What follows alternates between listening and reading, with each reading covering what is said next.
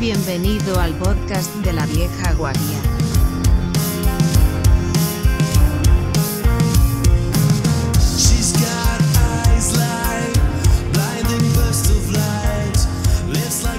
Muy buenas a todos y bienvenidos a otro nuevo episodio de La Vieja Guardia. Y bueno, creo que en los anteriores episodios ha habido algún problema con el audio, que tenía diferentes niveles. Hemos sido reportados de eso recientemente y estaremos más atentos en los próximos episodios. Pero bueno, hoy tenemos sí, un episodio especial porque volvemos a ser un core, tenemos un reemplazo temporal para Fran, que tenemos aquí a un clásico de nuestro podcast, que es Javier Loureiro. Bienvenido. Bueno, un clásico.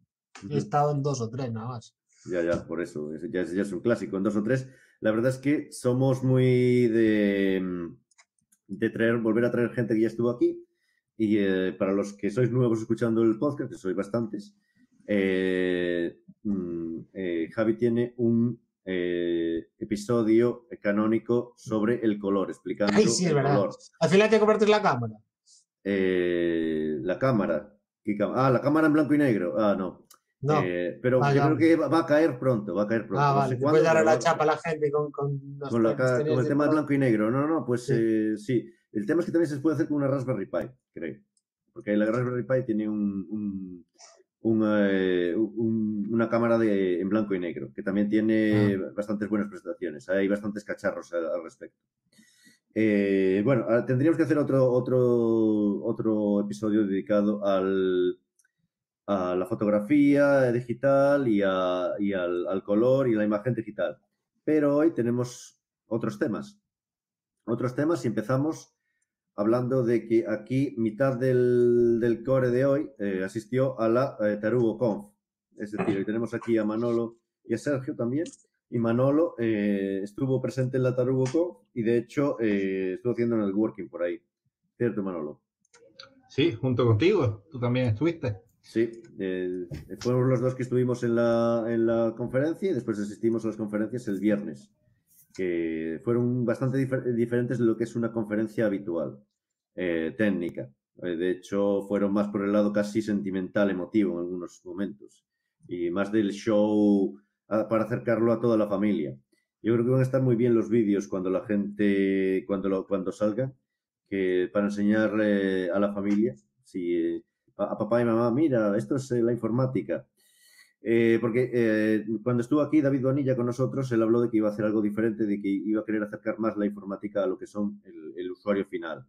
Y no sé, ¿tú qué opinas, Manolo? ¿Piensas que lo consiguió o cambiarías algo? Sí, a ver, siempre se pueden cambiar cosas para mejorar. A mí me pareció una conferencia muy chula, me gustó mucho que tuviese diferentes enfoques, diferentes aproximaciones, que no fuese solo charlas por tener charlas, sino que hubiesen vídeos pregrabados de algunas cosas, que tuviese toda esa parte que hablabas tú de networking, a pesar de ser una conferencia online, que me pareció también bastante simpático como se lo habían organizado. Tenías una especie de ronda de citas, yo no me apunté, no sé si tú te apuntaste, Manel. Yo me apunté, pero bien, o sea, aproveché y estuve intentando hacer algo de networking, porque la verdad es que viene muy bien en esta época que no hay casi viajes, no hay conferencias presenciales o apenas las hay. De hecho, una noticia es que el FOSDEM del 2022, una noticia de nuestra comunidad, el FOSDEM del 2022 será online, completamente online, por motivos obvios. Y bueno, yo creo que este nuevo formato que te permite hacer networking one-to-one, uno a uno, y hablar con gente un poco random, además según tus intereses, el sistema te asignaba una serie de personas que habitualmente no conoces de nada. O si a lo mejor tenías suerte y llevas por alguien que estaba allí y querías hablar con él. Y teniendo el tiempo, la verdad es que también es cierto, se aprovecha el tiempo para conocer gente, hablar con gente que no está en tu círculo habitual. Y el problema que le veo es que la verdad es que cuando estás 15 minutos con alguien, 15 minutos con otra persona, 15 minutos con otra persona, acabas uno bastante cansado de ese tema. Es lo que noté. Yo personalmente, a mí me generó bastante fatiga al final y al final te tomas unos descansos, yo creo. Hombre, yo no hablé con mucha gente, pero sí que es verdad que pierdes algo que en físico sí que tienes. O sea, en físico tú no vas hablando con todas las personas diciéndole, hola, soy Manuel Padrón, me dedico a esto, hago esto, no sé qué, no sé cuánto, sino se lo dices al primero, te pones a hablar y ya luego la gente se te incorpora en la charla y ya le da igual quién eres, sino, es que estás hablando de, yo qué sé, de criptomonedas. Pues yo también sé, no sé qué. Al final acabas interactuando con la gente sin necesidad de representarte una y otra vez y otra vez y otra vez, que yo creo que eso es lo que más cansa. Supongo en Techstars, por ejemplo, ahora también hay muchos eventos online y se hace un formato muy parecido, que es, te meten en una sala y normalmente te emparejan con alguien o con 2 o 3 personas y es exactamente lo mismo que estás hablando ahora, porque acabas agotado de hola, mi nombre es no sé quién y contar tu charla. Al final tienes 2 frases hechas que sueltas, ¿no? Sí. Sin embargo, me gustó mucho la Tarugoth, la del sábado. El sábado las charlas eran mucho más participativas, entonces tú entrabas, estabas en la charla hablando el ponente, tú podías levantar la mano e intervenir cuando te diese la gana. Te iban dando pasos y generó diálogos mucho más dinámicos y conversaciones bastante interesantes. Me gustó bastante, ese formato me gustó bastante y la web que usaron, que no me acuerdo cómo se llamaba, Bitdeal o algo así, me gustó también mogollón. O sea, la idea de tener puntitos alrededor del ponente y que cuando tú levantas la mano el puntito cambiaba de color para ver que querías intervenir, o tenías diferentes acciones como aplaudir o cosas así, también con diferentes colores para los puntitos, me resultó bastante chulo, me gustó mucho. Pues esa es justo la parte de la que no asistí, la Tarugo Off. De hecho, había ciertas opiniones divididas acerca de la gente que estuvo dando las charlas, pero parece realmente muy interesante ese tipo de formato, por lo menos para el tema online. Bueno, algo ya para ir un poco encaminando, tendremos a gente que también asistió a la Tarugo y de hecho es un muy buen lugar para hacer networking. Esperamos tener a más gente en los próximos episodios. Y bueno, ¿hay algo más especial que te interese resaltar, Manolo? No, en principio lo que te decía, me gustaron mucho las charlas, me gustaron mucho los vídeos y me gustó muchísimo la Tarugo, me pareció el formato ideal. ¿Qué charlas hubo, Manolo? Hubo de todo un poco. A mí posiblemente la que más me gustó hablaba de la primera informática española que trabajó en IBM y contaron un poco su vida, de cómo había ido el rollo y luego les hicieron una pequeña entrevista. Había un tipo que esta sí que también me pareció muy interesante, que el tío lo que se ha dedicado es a minar todos los contratos públicos de España. Entonces, los ha cogido, los ha metido en Jaime Gómez Obregón, para ponernos en contexto, que es un tuitero muy seguido, o sea, una cuenta que os recomendamos seguir. Es un informático de Cantabria, que vive en Cantabria y empezó con Cantabria y sí, puedes contar tú más, Manolo. Sí, pues el tipo se ha dedicado a minar los contratos públicos y a cruzarlos con personas, empresas y demás. Entonces ha empezado a sacar relaciones bastante curiosas que está publicando en su cuenta de Twitter y que está levantando más de una ampolla. Y ahora en el megaproyecto con el que está eso lo había hecho con Cantabria, levantó muchas ampollas y ahora lo ha hecho a nivel nacional. Ha cogido toda la contratación pública de ayuntamientos, cabildos, de todo, y la ha cruzado y está empezando a sacar resultados. Me parece muy, muy interesante. No, de hecho, creo que la plataforma que se llama Cibio, no sé si la conocéis, yo la conozco tengo gente conocida trabajando allí. Es una plataforma que se dedica a observar la administración pública y a publicar, básicamente a publicar todo lo que hace la administración pública en un formato legible, considerando que el BOE o el DOGA, por ejemplo, en Galicia, no es precisamente el formato más user-friendly para leer lo que está sucediendo. Entonces, estamos un poco explicando, es una plataforma que se dedica online, que se dedica a explicarle a la gente qué es lo que hace el gobierno o los gobiernos de turno o las administraciones de turno. Y la verdad es que es un proyecto muy interesante incluso a nivel técnico, por la complejidad que entraña. Y sí, la verdad es que hay sorpresas y sorpresas muy curiosas y gente que tiene que explicar cosas, pero eso veremos qué repercusiones tiene, pero la verdad es que es fascinante. La verdad, Hombre, fue de las mejores charlas. Repercusiones te la digo ya, ninguna. va a pasar lo de siempre. O sea, levantarán el ESO, saldrán los medios, y a los 2 días ahí quedó. No, es cierto, pero la cantidad de información a la que estamos sometidos es tan grande que la verdad es que ese es el problema, ¿no? Al final, eso intenta resolver un problema que es el de la cantidad de información que tenemos, o incluso información que está oculta, que pasa desapercibida, pero es un problema muy difícil de resolver porque tenemos un funnel, un embudo de información y al final entra lo que y sale lo que poco, digamos. Es un tema bastante complicado. Después a mí sí hubo otra charla de una chica que dio una charla sobre UX, sobre experiencias de usuario, y estuvo bastante bien, la verdad. De hecho, seguramente tendré que atenderla de nuevo porque daba demasiada información. Y alguna gente como yo necesita leerla después y ver los vídeos con subtítulos. No porque no entienda, porque algunos entendemos mejor lo escrito que lo oído, lo cual se traslada mucho a este podcast. Bueno. Y hubo otra más, Manel, sí. No sé si la recuerdas, la última. Sí. Que iba mucho en la línea sentimental, pero me pareció una gran idea de alguien que había salido de África. Yo con los nombres no me acuerdo de los nombres de nadie, así que disculpen. No, sí. Tenía un nombre complicado este señor, sí.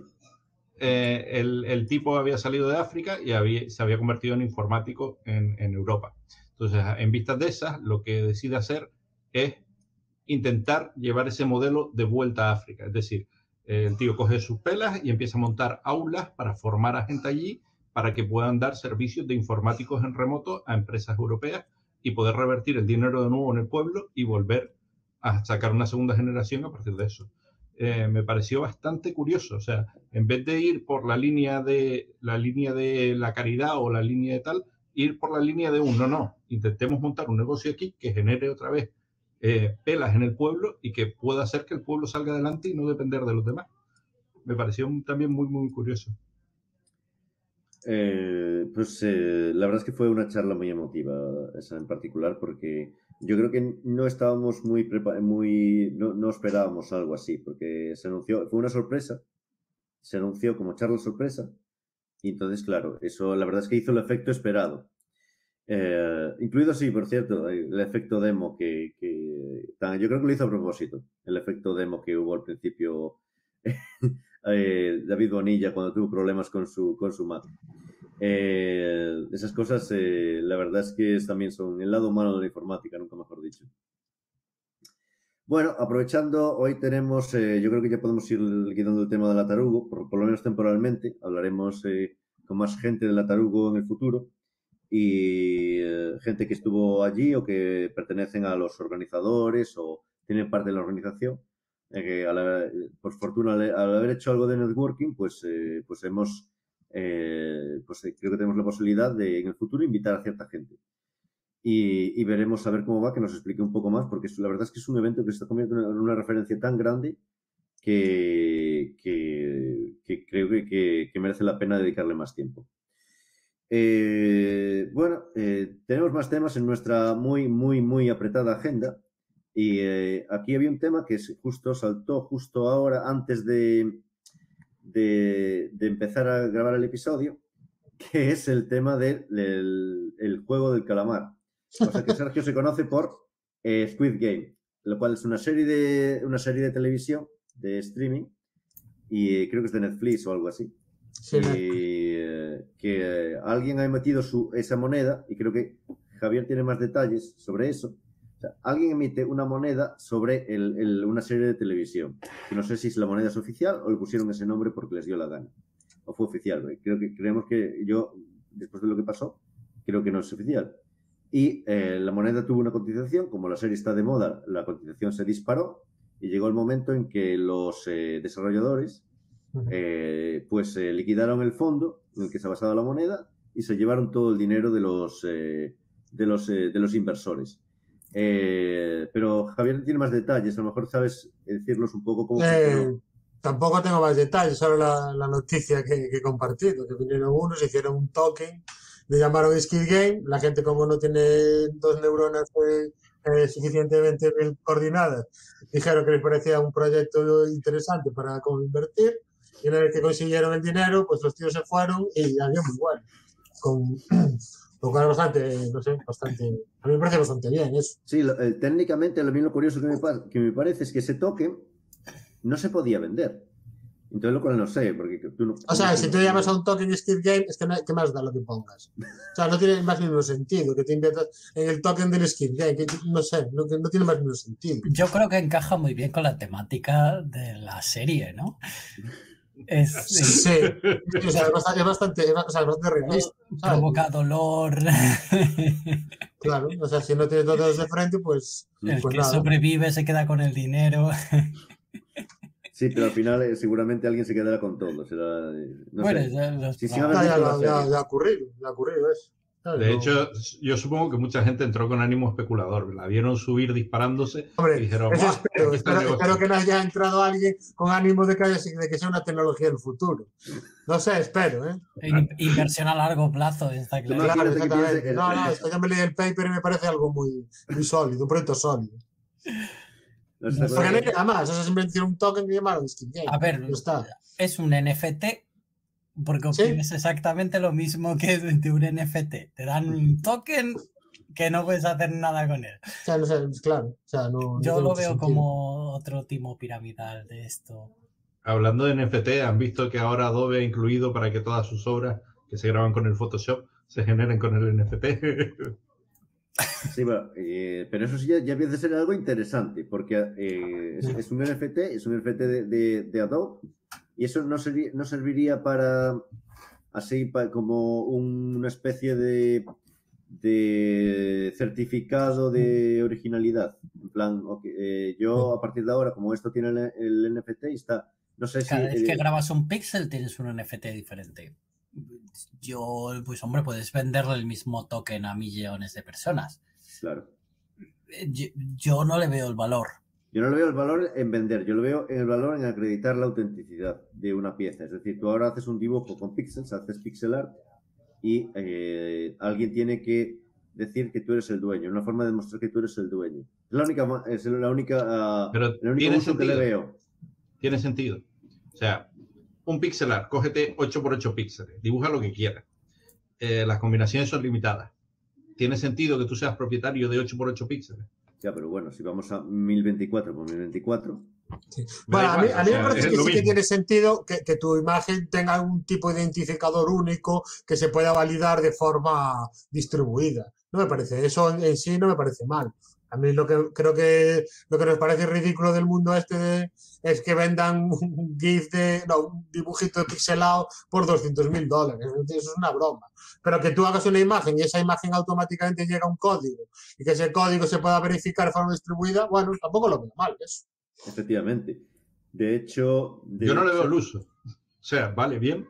Me parece útil en cierto punto, pero no le termino de ver el uso. O sea, sí, pues lo podrías haber hecho con un SHA sobre la imagen. A ver, antes la gente tenía la firma PGP al bajo de su firma del email y era como se firmaba. Y entonces, este email está firmado con mi firma. O sea, yo no le veo ningún valor, pero yo a lo mejor soy un poco cenutrio y cerrado de mente. No, hay un tema ahí que es la diferencia entre centralizado y distribuido. Es decir, tú tienes el SHA, vale, lo tienes tú y generas un SHA y lo que quieras. Pero digamos que el valor que da la blockchain en este caso es que es distribuido, no depende solamente de por ejemplo, tú si ahora Adobe quisiese hacer eso pero centralizado, simplemente generaría el SHA, lo guardaría en su base de datos y sería la base de datos de Adobe. Y Adobe controla esa base de datos.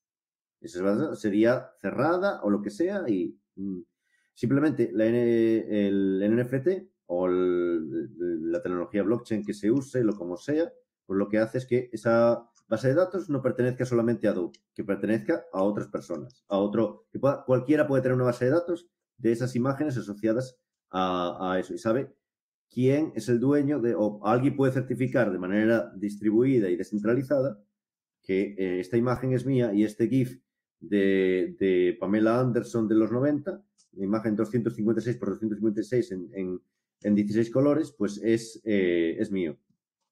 Eso es el uso así, pero no, claro, eso no justifica las valoraciones exacerbadas que están alcanzando los tokens. De hecho, está claro que hay ciertos temas que son, bueno, ya ha habido casos que ha sido la misma persona la que utilizando diferentes cuentas, ha hinchado artificialmente el valor de un NFT y lo ha puesto en el mercado, hasta que alguien que ha visto, hostias, este NFT está creciendo mucho el valor, tiene muchas compras, la gente lo compra, voy a entrar yo a eso, así gano algo.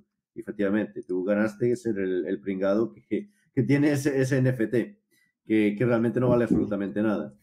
Y es una técnica que es una estafa. Y yo lo veo como la analogía en el mundo analógico, ¿vale?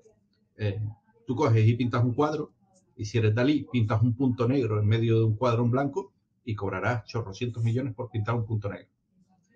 ¿Tiene ese valor? Pues tendrá el valor que le quiera dar la gente. Y si porque lo ha hecho Dalí vale no sé cuántos millones, pues vale no sé cuántos millones. Es el valor que le quiere dar la gente. Veo lo mismo en digital. O sea, que tú cojas ahora un PNG de 1024 por 1024 y dibujes un solo punto negro en medio de la pantalla, tendrá el valor que le quiera dar la gente. Y si vale 200.000 euros, vale 200.000 euros.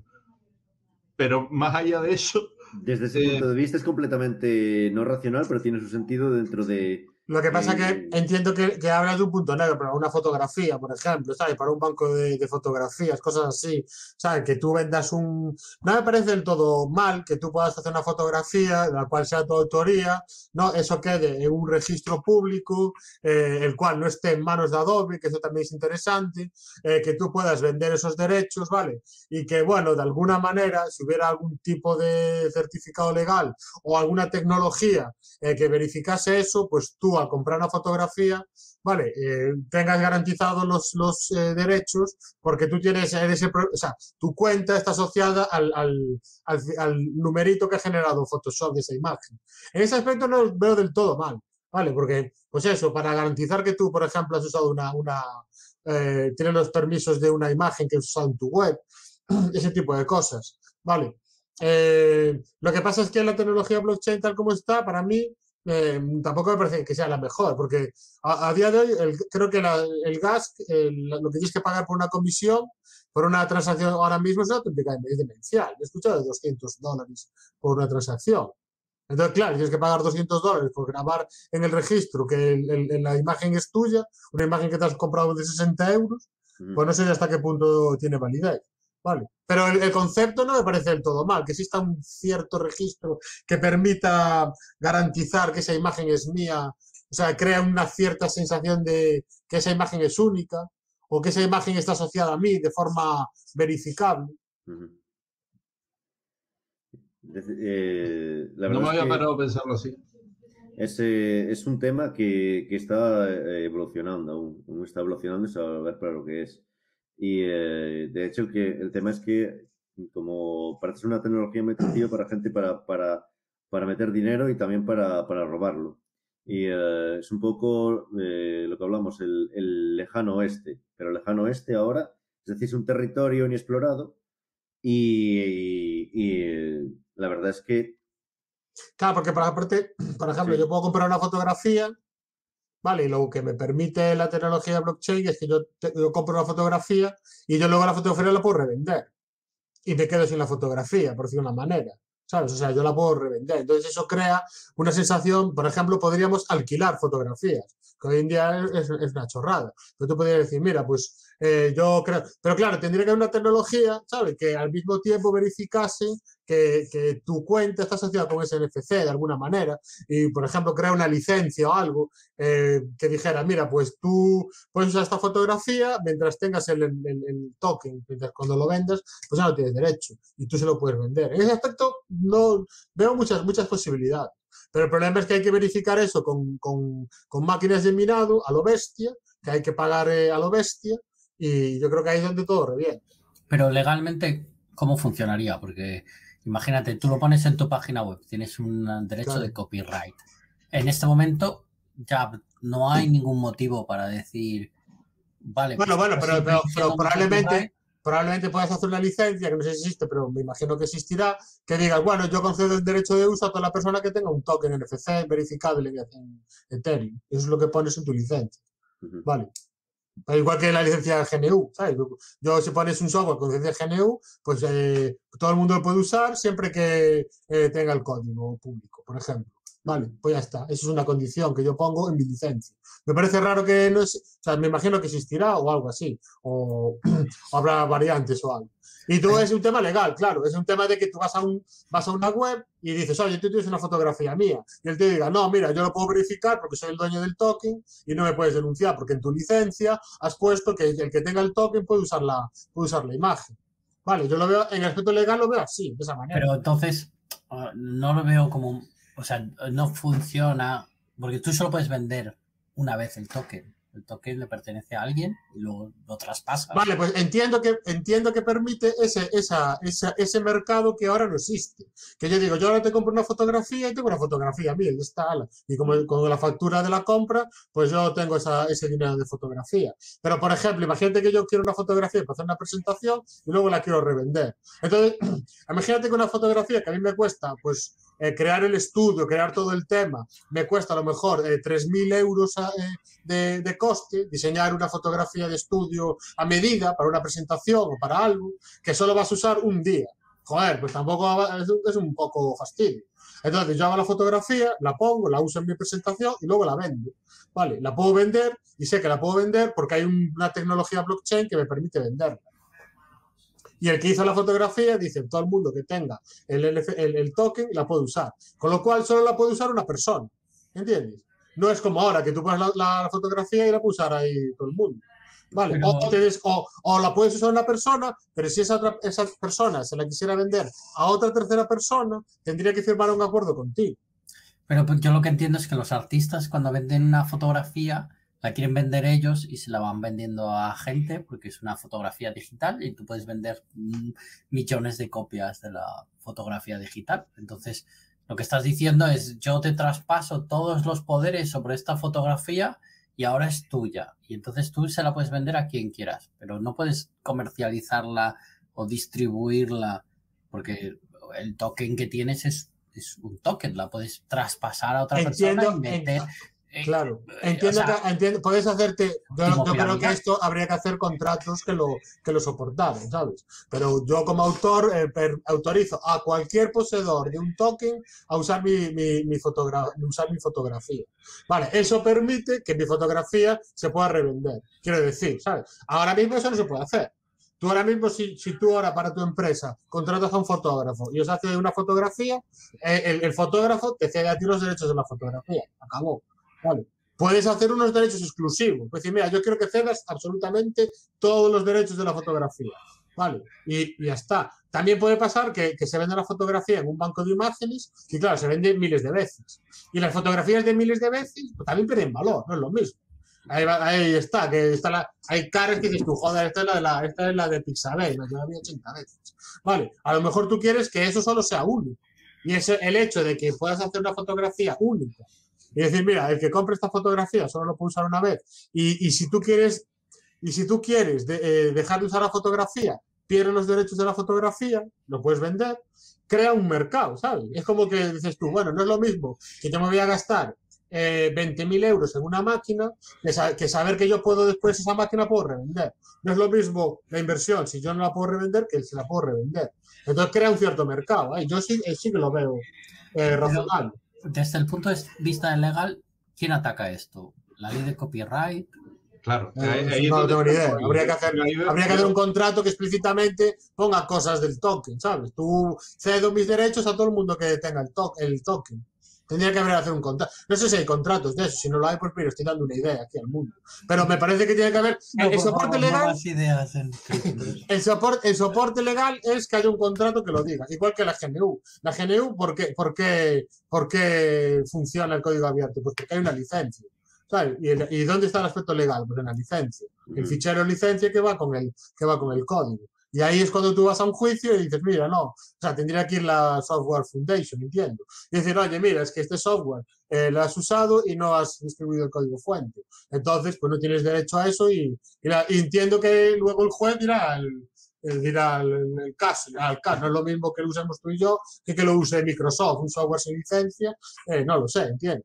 Vale. Yo entiendo, yo lo que creo es que eso sería el caso donde tiene sentido usar que Photoshop genere un NFC y tú puedas crear un mercado de imágenes que tengan que sean únicas. Vale, y a partir de, pero creo que tiene que haber eso, un marco legal, está claro. Porque aparte esas otras, si el contrato es en Estados Unidos y tú estás en España, pues tendrás que litigar en Estados Unidos. Pero eso ocurre con token o sin token, ¿sabes? O sea, yo si ahora me compro una imagen de un banco de imágenes americano y entramos en un problema, pues es un pleito internacional.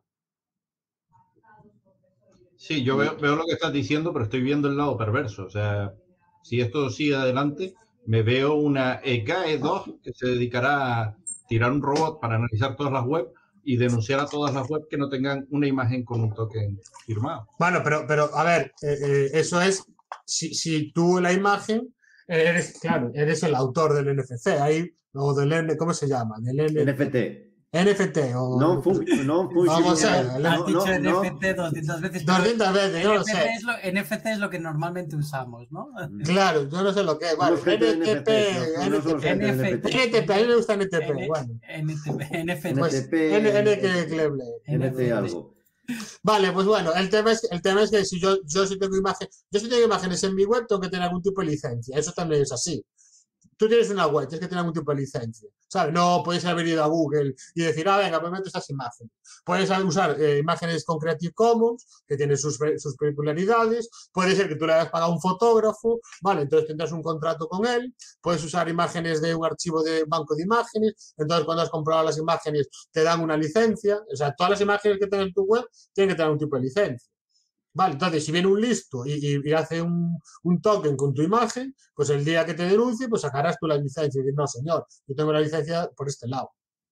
Eso puede pasar, que venga un listo y diga, o sea, eso es lo que no tiene sentido, que coja un tío, hay un JPEG y le meta el token y de ahí derive derechos legales. Eso habría que verlo.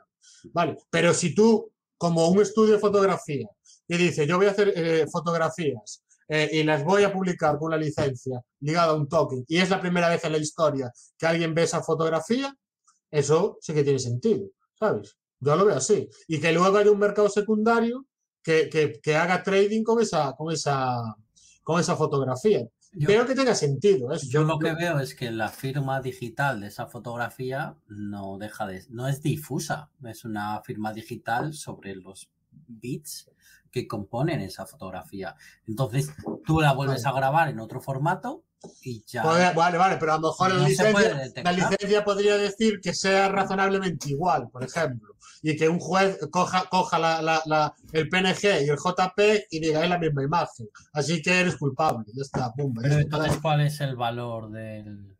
Pues eso, que cuando llegas al juicio dices, pues mira, yo tengo la fotografía ligada a esta imagen y tú verificas, eso se puede verificar, pero vale, lo que tú quieres decir es que claro, si está desde el punto de vista técnico, claro, si está en JPEG y la pasa a PNG, la firma ya varía. Tienes razón, pero un juicio, le llegas a un juez, el señor abogado, y le dice, mire señor, este es el JPEG firmado digitalmente y este es el PNG. Pues valore usted si mi cliente ha usado la imagen o no. Y el juez puede decir, pues es verdad, es la misma imagen. Y ya está. Vale, que dices tú, entra en interpretación si le cambiaste algo. Bueno, ahí entra interpretación. Pero sí, lo que seguro que puedes verificar es que la imagen visible a ojos humanos es esa. Eso sí que lo puedes verificar. Esta es la imagen. También puedes decir, oye, pero es que el escalado ya no es la misma. Ya, bueno, pero es el concepto de la imagen, de la obra. ¿Sabes? Ahí, no sé, yo lo haría así en el tema legal. No creo que sea, no, es que le he cambiado un píxel y adiós, ya está. Le cambié un metadato y ya está, ya la firma el hash es distinto, ya es otra imagen. No, pero se ve que sí que ya ha habido problemas, ¿no? Un artista que ha sacado una imagen, la ha vendido, le ha cambiado 4 cosas, la ha vuelto a revender y la ha vendido 100 veces ya. Bueno, entonces, tú tienes... Pues la eso es cuando viene la gente y me da consejos de la empresa. Me dice, no, pero yo digo, ¿eso cómo hay que hacer la factura? Me dice, no, tienes que hacer así. Entonces yo siempre pregunto, pero a ver, ¿te ha hecho una inspección Hacienda? ¿Ha venido un inspector de Hacienda y te dice que efectivamente, que esa factura está bien? Me dice, no, pero es así que lo dice la ley. No, hasta que no venga un inspector de Hacienda y vea la factura y te diga que es eso, entonces no es verdad. Pero es lo mismo. El autor ese habrá hecho eso, claro que lo puedes hacer. Ahora, ha ido a juicio, alguien lo ha demandado con un abogado. Estamos hablando, sí, estamos hablando mucho de leyes, pero es que no hay cuerpo legal para las cripto, en general. No existe regulación. Claro, por Es eso, decir, por eso florece, también digo yo. no, es decir, eso lo hemos discutido con nuestra comunidad bastante y de hecho, pues es lo que es el limbo legal, volviendo al tema del principio. No sabemos si habrá consecuencias para la gente que hizo este robo, digamos, o Claro. timo del juego del calamar. No sabemos a día de hoy, no sabemos si va a haber consecuencias o no. Y dependiendo de las acciones legales que sigan esto, pues a lo mejor eso empezará a generar jurisprudencia. Y eso empezará, a partir de ahí sí que podríamos hablar de que hay un cuerpo legal para eso. Sí. Y veremos a ver si los políticos también en algún país empiezan a meter leyes. Bueno, ya hubo uno que metió una ley que no se pueden hacer transacciones en cripto, que es China, o en Bitcoin, o en cripto, creo que las prohibió. No sé qué consecuencias va a tener eso. Bueno, esas consecuencias tuvo una bajada de la cotización de las cripto bastante seria, pero ya se han recuperado. Y veremos a ver cuál va a ser el cuerpo legal. Porque el tema es si, por ejemplo, esos hashes, porque al final son hashes, que están en el blockchain, van a ser evidencia forense. Es decir, a ver si van a ser, un juez va a aceptar un hash como evidencia de claro, si llega un juicio y dice no, con que cambies la cabecera y cambies un poco, o con que rescales un poquito la imagen, ya es otra imagen, es otra obra y es distinto, y el token no defiende esa obra, pues ya está, pues todo el mercado se hunde, ahí lo reconoce, ¿no? Sí. Al parecer el Squid Game, el token era un poco diferente, ¿no? Te vendían acceso a un videojuego que va a haber online sobre el Squid Game, que claro, tampoco es la empresa que fabricó, que hizo la serie. Claro, ¿no? Seguro que no. Claro. No tienen la capacidad técnica ni legal de sacar. La empresa que hizo Squid Game, vamos a ver, no la voy a mirar, pero probablemente esté metida la familia Samsung, que tienen pues trillones para meter ahí, te digo yo. No sé quién es la productora, vamos a ver. Aquí, entre otras cosas, aclaramos a nuestros oyentes que Javier es un experto orientalista. Sí, básicamente. Pues por eso... A ver, ¿quién es el productor? Déjame ver quién es el productor. Ahora vamos a tener una información sobre las redes comerciales en Corea del Sur. Corea del Sur, porque en Corea del Norte no hay comercio. Pero por lo menos que se sepa. Y la verdad es que es un tema porque Corea del Sur es muy potente a nivel audiovisual y muy potente a nivel videojuegos y muy potente en muchísimos aspectos. Es decir, todos recordamos la fiebre del StarCraft, que tenía su punto álgido en coreanos y coreanas jugando al StarCraft Online y ganando campeonatos.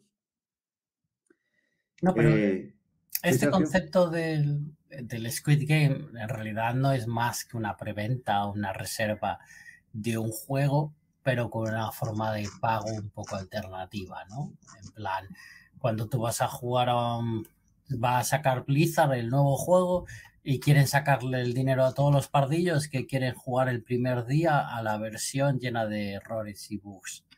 Pues, ¿qué haces? Pues las sacas en exclusiva y entonces tú te compras el juego pues 6 meses antes. Pues es exactamente lo mismo. Esto dijeron, bueno, vamos a hacer una cripto en la que tú compras el derecho a poder jugar a este videojuego. Y había gente que compró el derecho para jugar al videojuego 5.000 veces. No tiene ningún sentido. Para poder revenderlo. Es un poco... Yo creo que no lo sé. Todo el mundo pensaba... Es una de las preguntas que tenía al principio es... cualquier cripto se puede comprar y revender. Al final es un token en el que se compra y se vende, se cambia, lo que sea. pero en este caso no se podía.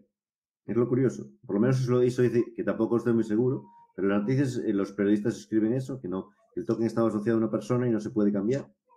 Pero veremos bueno, lo interesante es saber por qué no se podía revender, porque al final es un producto digital y cualquier producto digital se puede comprar, vender y hacer lo que quieres con él. Es decir, no existe una limitación. O sea, es lo propio de la cripto, ¿sabes? El hecho de que no puedan hacer nada para evitarlo, ¿no? Pero entiendo que tú tendrás tu token, lo que pasa es que no vale para nada. Ya, pero es que No, pero la no es la mayor parte de los única tokens no valen cripto. para nada. No es la única Manolo. cripto con limitación, ¿eh? XRP, creo recordar que tenías limitación de cuántas comprabas al día y cuántas vendías al día. Ya, pero es una limitación también, depende de, no sé, de Bueno, si tiene un operaciones. contrato, el smart contract puede poner las limitaciones que... Bueno, la inmensa mayoría tiene una clave para administrador, que el administrador entre lo que le da la gana. Es el salvaje oeste, pero siempre hay un sheriff en la ciudad. Claro. Es así. En ocasiones hay más de uno.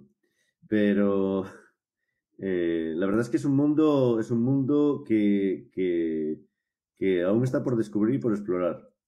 No sé si Javier tiene más información acerca de las redes ahora coreanas del juego del calamar. No lo miré, no sé la productora, pero básicamente, así como resumen rápido, el fundador de Samsung tuvo 7 hijos y cada rama de la economía surcoreana está gobernada por uno de ellos.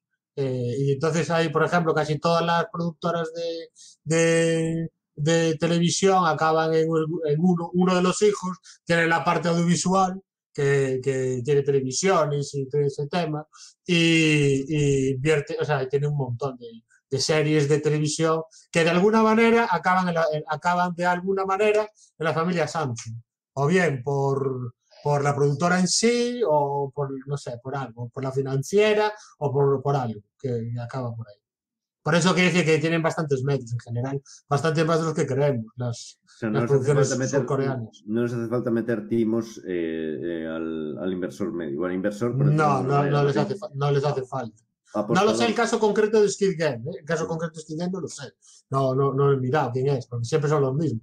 Pero en general tienen bastante dinero, o sea, bastante más que el resto de productoras de otros sitios. Es lo que sucede, y bueno, cuando nos enfrentamos cuando descubrimos temas nuevos de lugares que son absolutamente desconocidos para nosotros, o prácticamente desconocidos. Bueno, yo tengo otra noticia más que no salió, es una primicia, cambiando de tema completamente, es una primicia que algunos sabrán porque esto salió publicado en algunos medios, pero no saltó al público. Bueno, no se habló de esto tal vez en los medios españoles o no saltó demasiado al público. A partir del 1 de enero de 2022 ya está aprobada la ley. Esta ley se pasó por el Bundestag alemán y en Alemania los coches sin conductor podrán circular por las calles alemanas. Es decir, es legal, hay cobertura legal para eso. El tema es que esto creo que ahora va a cada lander, que cada lander podrá poner sus regulaciones o lo que sea. Pero ya hay varios landers que han demostrado su interés en que esos coches circulen por lo menos de manera experimental en algunas ciudades. Yo supongo que en Alemania puede que funcione mejor porque tienen una estructura bastante ordenada en las carreteras, ¿no? Bueno, de hecho hoy me coincidió que estuve 4 horas en la carretera y era todo recto. De hecho iba en un bus, pero podrían haber puesto un robot y el resultado habría sido el mismo. De hecho nos ahorraríamos a lo mejor algún susto. Pero la verdad es que esto en Alemania hay un interés, como residente alemán, en Alemania hay un interés enorme por los coches sin conductor y coches eléctricos y el cambio a un coche eléctrico. Y de hecho hay invertidos, pero billones de euros en esto. Es decir, si no sale para adelante, son muchísimos millones, muchísimo dinero perdido. Es decir, tiene que salir para adelante sí o sí. O sea, coches eléctricos sin conductor. En las dos cosas, que va un poco parece que no, pero van bastante unidas. No hay coches sin conductor, por lo menos que, por lo que sé, no existe el coche sin conductor con motor de combustión, o por lo menos no va a salir esa idea. El motor es eléctrico porque es más fácil de manejar para una máquina manejar un motor eléctrico, parece ser. Pero Sergio, a lo mejor tú no pareces estar muy de acuerdo en eso. No, yo creo que para el software le tiene que dar absolutamente igual, porque cuando tienes un coche, no sé, si tienes un coche automático es exactamente lo mismo que tener un coche eléctrico. No hay ninguna diferencia desde el punto de vista de control de ningún tipo. Lo que sí entiendo que, hombre, que los coches eléctricos pues parece que están como un poco más adelantados en esa parte del automatismo absoluto, pero vamos, no, porque si tú tienes un coche, un Audi moderno que sigue líneas, el Audi ya está controlando todo el flujo, ¿no? Tú puedes ir en un Audi y persigue al coche de delante sin ningún tipo de problema, o al mantente a esta distancia del coche delante. No tienes que mover nada. Yo no lo veo. Pero sí que parece que las empresas que hacen coches eléctricos están invirtiendo más en coches autónomos. No lo sé. Yo aquí en Berlín existe mucha industria de servicios, empresas del automóvil. Y conozco varias personas que trabajan en el tema del software para esos para los vehículos sin conductor, y de hecho ya por aquí hay vehículos que hacen pruebas, vehículos sin conductor, y puedes ver a la gente sin llevar las manos en el volante y conduciendo. O sea, y porque hay un interés en Alemania en general, entonces, en este tema. Eso es cierto que en el sur de Alemania es donde está la industria automotriz, o como sea la palabra, y sí que allí sí que hay mucho más aún industria de ese estilo. El software, yo creo que aquí en Berlín se va a hacer una mínima parte comparado con lo que hagan en otros lugares, y de hecho una cosa ese sí que me quedó bastante clara por la gente que trabaja ahí, es decir, no creo que se atrevan a hacer coches que no sean eléctricos y driverless, sin conductor, y parece ser que debe haber algún tipo de ventaja de usar un coche eléctrico desconocida, que internamente ellos, que tienen todo la información, pues sí que conocen. Y a lo mejor tiempos de reacción. ¿Sí? No creo que haya tiempos de reacción, y un poco lo que decía Sergio. De hecho, yo tengo un Cadillac que cuando lo pongo en modo todo automático solo llevo el volante y ya está. Todo lo demás lo lleva el coche. Entonces, no creo que sea por un tema de motor de combustión o motor eléctrico. Creo que vienen unidas dos cosas que han ocurrido en el mismo tiempo. El rollo de mantener el espacio limpio, de ser verde de alguna manera, que te lleva más hacia el coche eléctrico, aunque volvemos a la de siempre. El coche eléctrico tiene baterías y yo no sé qué es lo que va a pasar con la cantidad de baterías que van a empezar a ir al piso. Ese es otro tema que, breve inciso, para decir que uno de los motivos para invertir tanto dinero es en el tema de reciclar baterías, incluso a nivel investigación. Es decir, es uno de los grandes dragados de dinero del coche eléctrico es ese. Y eso sí que están invirtiendo y contratando gente que viene es un tema de investigación, universidad y científicos, químicos y físicos. Por ejemplo, mira el Mercedes-Benz, el S-Class. Es un coche diésel y tiene nivel 3 de conducción autónoma. Entonces, está claro que Mercedes está metiendo el control directamente en sus coches diésel. Yo no le veo ninguna diferencia desde el punto de vista técnico. Pues ahí es otro tema, porque coches diésel también van a desaparecer prácticamente, especialmente en Alemania. Es decir, en Alemania, si queréis ofertas diésel, sí que estáis interesados, pero, por ejemplo, tú que vives en Londres, no sé, en las grandes ciudades, los coches diésel van a estar prohibidos. No tardará mucho tiempo en estar prohibidos. A ver, el tema en Londres, por ejemplo, es que tenemos la zona de bajas emisiones. Entonces, tenemos el centro, por ejemplo, tienes que pagar para conducir, ¿no? Entonces son 12, 15 libras. No suelo conducir mucho por el centro. El tema es que eso es un día para estar por allí. Te cuesta 20 eurazos el paseo. El tema es que querían extender todo eso a la zona, hasta zona 2, zona 3, zona 4. A mí me parece recaudatorio, ¿no? Medidas recaudatorias. Pero a mí me fastidiaba porque, a ver, mi coche mantiene toda la normativa. Tiene 12 años, pero o 13, pero está ahí al límite. En cuanto empujen un poquito la normativa, me quedo fuera. Y entonces ya no podría conducir mi coche en mi casa. Y yo no vivo en el centro ni mucho menos. Entonces, realmente lo que están haciendo es intentando empujar toda la economía a comprar nuevos coches. ¿Eso dónde los lleva? Que si ahora mismo empieza la gente a decir que el coche autónomo consume menos y que deberías tener un coche eléctrico. Yo enfrente de casa, desde mi ventana, veo un parking de coche eléctrico. Tenemos ahí en mi garaje muchísimos Tesla y se ve que van avanzando. Por ahora me parece que todavía te sale gratis poder conducir en el centro en un Tesla. A mí lo que pasa es que técnicamente me parece muy, muy lejano el que los coches puedan tener autonomía para ir solos por una ciudad como Londres, por ejemplo. La cantidad de imprevistos y problemas y la forma en la que te cambian las normas cada 5 minutos. Y ahora el carril bici entra y ahora sale y ahora tienes usado el carril bus. Yo no veo cómo un coche autónomo puede tener todo ese control de la carretera. Aún está muy lejos. Yo siempre he pensado que iba a ser al revés, que las carreteras se iban a adaptar.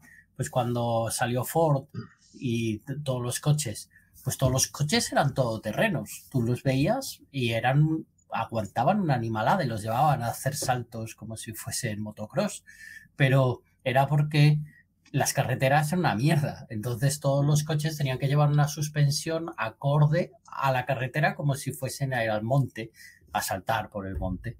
Sin embargo, pues las carreteras empezaron a mejorar y los coches cambiaron. Ahora nuestros coches, mi coche no puede saltar como hace un Ford T, no se desmonta en pedacitos. Entonces ya casi no paso por los badenes que hay en Londres. Por si alguien está escuchando, que los bajen un poquito, que yo tengo que escalarlos. El tema es el día de mañana, pues las carreteras, si les pones un poco de guía, tú imagínate que ahora cambiásemos las carreteras y decidiésemos poner puntos de luz para que las cámaras puedan saber perfectamente a qué distancia se encuentran de los bordes. Si nosotros, por ejemplo, cosas que se hacen, yo soy motorista, ¿no? Pues las carreteras en las laterales te matan. Los matamotoristas te desmiembran, los ¿no? Quitamiedos, sí. Los quitamiedos. Entonces los quitamiedos está intentando cambiar la normativa para que los quitamiedos sean más, te protejan, ¿no? Cuando te caes al suelo. El caso es que si en esos quitamiedos se hiciese ese cambio para los motoristas, tú podías poner luces a una distancia que siempre esté normalizada y las cámaras de los sistemas podrían detectarlas. ¿No? Creo que aquí el que más sabe de automoción es Manolo, por los motivos obvios. De automoción posiblemente Sergio sepa mucho más que yo. En cualquier caso, esto que estás comentando ya existe, se está usando para los autobuses en varios sitios ya, con la aproximación a la parada. Entonces, cuando el chofer se acerca a la parada, suelta las manos y el autobús va directo al sitio exacto de la parada para hacer la entrada a la parada y la salida. ¡Wow! Esto ya existe. Y te digo, se está usando sistema y funciona, entiendo que funciona. Sí, es algo muy parecido a lo que tú decías de las luces, ¿vale? En la propia carretera hay unas marcas que el autobús ve, pueden ser magnéticas, pueden ser lumínicas o hay varios modelos. Entonces el autobús sigue esa guía y se coloca justo en la parada. Y para la salida lo mismo. Pues es algo que no conocíamos, pero cada vez, bueno, vamos aprendiendo cosas nuevas en este podcast. Yo os voy a dar un par de detalles acerca de los coches por el tema de información que sé de gente, efectivamente, que trabaja en la industria. Y una es el cambio en el modelo. Es decir, tú tienes algo que sea, si el coche, si llegamos a un punto en el que los coches son autónomos, el cambio es que no necesitamos un coche, puedes alquilarlo. No necesitas tener siempre el mismo coche. Tú puedes llamar al coche y que te venga, como hacía Michael Knight de los 80. O sea, volvemos a los 80. Y eso es una posibilidad que está ahí. Es decir, tú no necesitas tener un garaje lleno de Teslas. Puedes pedir un Tesla cuando quieras. En teoría. No estoy hablando de que en teoría. Y ese modelo, ese cambio de paradigma, implicaría que, por los cálculos que hay en la industria, que sobrarían el 70% de los coches que hay ahora mismo en el parque móvil. Manolo. Es un modelo que ya se está aplicando. De hecho, aquí en Gran Canaria se usa mucho la moto compartida, que es exactamente lo que tú estás diciendo, pero con moto, ¿vale? Entonces, por ejemplo, para llegar a mi curro, que digamos que está en una parte un poco más complicada de llegar, que es donde está todo el tráfico de la ciudad, ves todos los días, cuando llegas, ves 10, 12 motos de estas compartidas, que tú la coges para llegar hasta el curro, la dejas ahí y ahora la puede coger otra persona y llevársela hacia otro lado.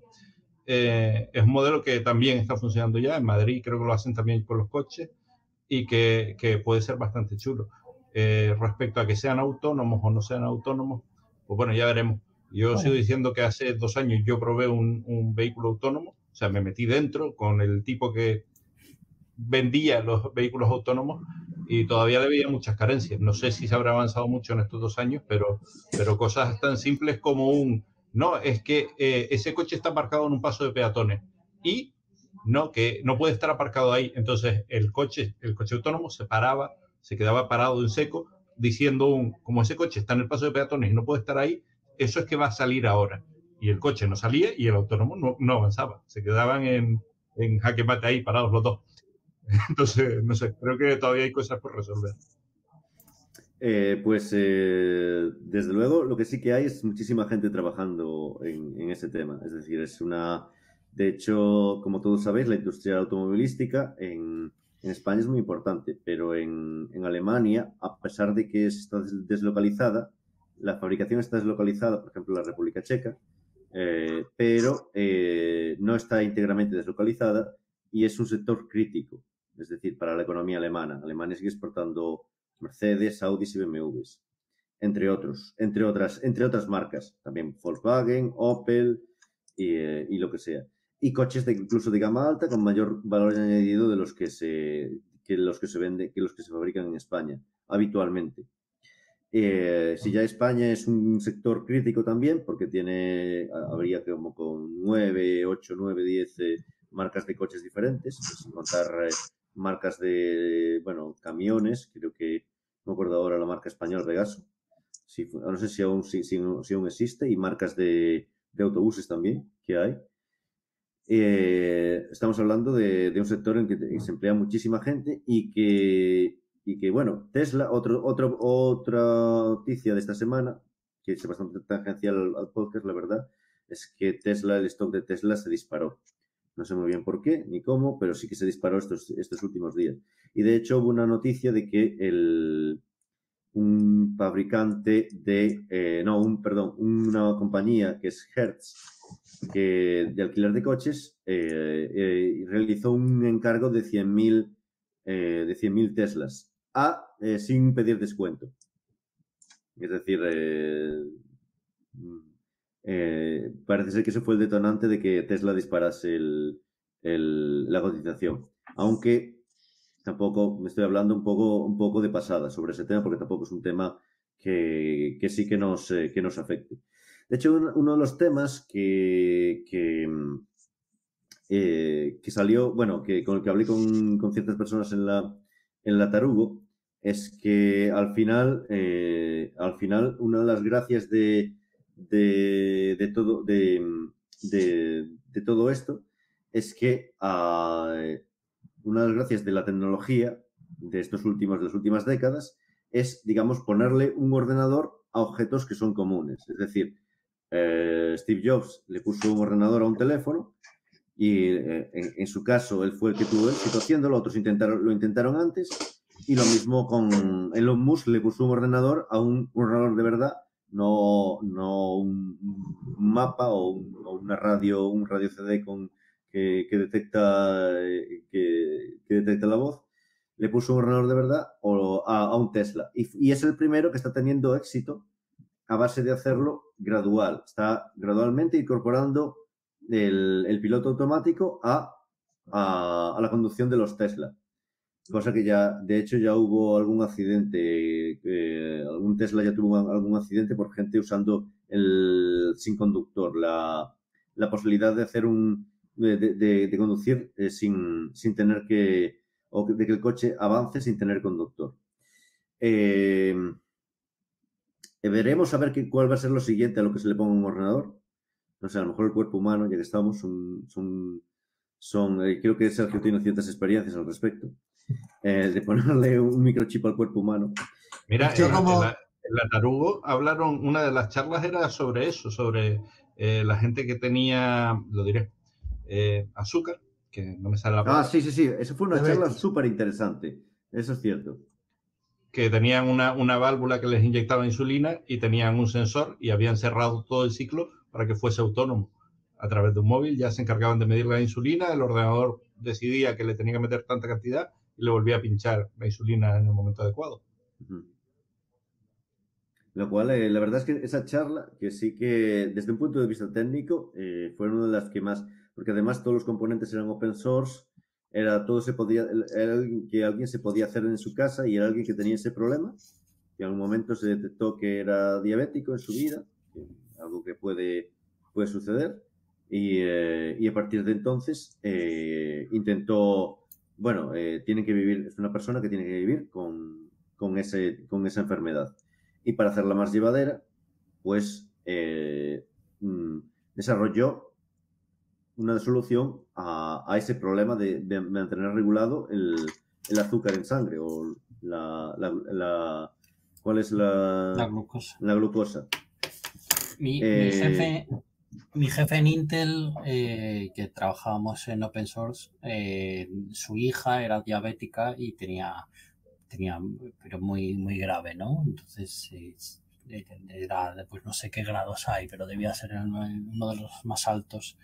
Y sí que contribuía al proyecto, porque, para mantener a su hija mejor. O sea, son las cosas bonitas del código abierto, ¿no? Si no hay una solución, la haces. Bueno, incluía eso, no solo código abierto, sino hardware abierto, si recuerdo bien. Era una solución que al final no era tan complicada. De hecho, los componentes eran bastante baratos hoy en día y la verdad es que el resultado para una persona que está sufriendo una enfermedad que, como él decía, era una condena de muerte hasta hace unas pocas décadas, pues ahora estamos incluso cada vez más cerca de haber una cura, por lo que decía él. Pero por lo menos poder llevarla con una cierta calidad de vida. Aquí el problema es, tú en tu cuerpo es legal que hagas prácticamente cualquier cosa, pero si vender ese producto para que otra gente lo use, ya entonces tienes que llegar a unas certificaciones y tienes que llegar a una serie de cosas. Es normal eso también, ¿no? Claro, hay que probar y eso. O sea, como todo, claro. O sea, la vacuna del COVID ya la tenían a la semana de descubrir el COVID, pero todo el proceso de verificación es lo que tarda un año. Pero las vacunas ya lo hacen al momento. Es un tema en el que nunca hemos entrado, pero que si a alguien le tiene reticencias, pues la verdad es que creo que Javier también conoce un poco, estuvo informándose también un poco sobre el tema del proceso. Y creo que puede asegurar ¿De qué? ¿De qué proceso? ¿De qué? De las vacunas. No, vi un vídeo de YouTube cuando salió de un abuelito que iba contando el tema.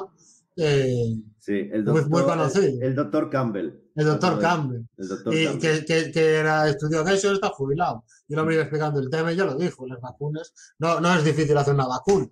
hoy en día. El problema es hacer una vacuna que pase todas las pruebas y le puedes inyectar a la gente. Claro, ese es el tema. A millones de personas. A mí lo que me gustó fue una review de la vacuna que salió en Hacker News, en Y Combinator, news.ycombinator.com, en el que era un informático haciendo una review de lo que es el código de la vacuna. Porque el código de la vacuna no deja de ser como 4K, ¿no? Entonces analizaban el código de la vacuna. No sé si hemos hablado de esto. Hemos hablado, el tema salió, pero no hemos profundizado. Sí. Entonces analizaba, ¿no?